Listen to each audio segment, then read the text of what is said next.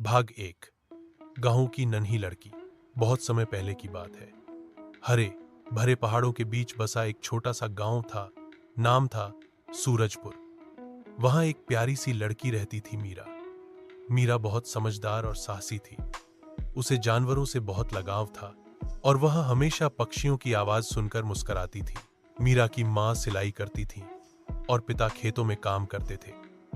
घर में ज्यादा चीजें नहीं थी, पर प्यार और हंसी भरपूर थी। हर सुबह मीरा पहाड़ी के पास जाती और वहां बैठकर आसमान में उड़ते पंछियों को निहारती। एक दिन अचानक उसे कुछ अजीब चमकता हुआ दिखाई दिया। भाग दो। रहस्यमयी पंख। जैसे ही मीरा उस झाड़ी के पास पहुंची, उसने देखा कि वहां एक चमकदार सुनहरा पंख पड़ा हुआ था। पंख से एक मीठी सी रोशनी निकल रही थी। जैसे ही मीरा ने पंख को उठाया, एक नर्म सी आवाज आई, मैं एक जादुई पंख हूं। तुमने मुझे ढूंढा है, तो अब मैं तुम्हारा रहूंगा। मीरा चौंकी, लेकिन डर नहीं हुई। उसने पूछा, तुम क्या कर सकते हो?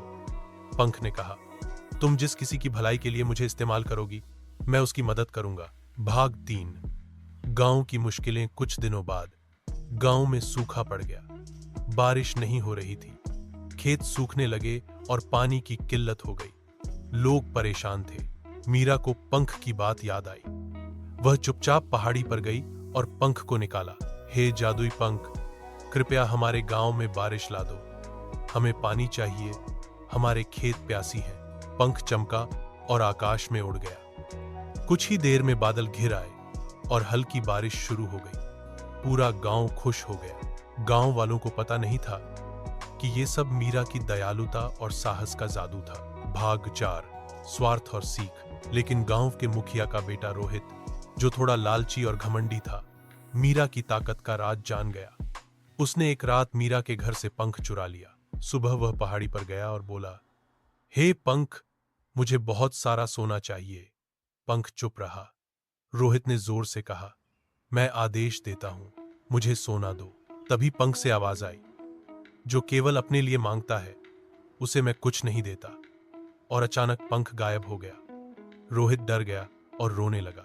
मीरा वहां आई, उसे शांत किया और बोली, जादू सिर्फ दिल की अच्छाई से चलता है, लालच से नहीं। भाग 5। एक सच्ची नायिका। गांव वालों को जब सब पता चला, तो उन्होंने मीरा की बहुत तारीफ की।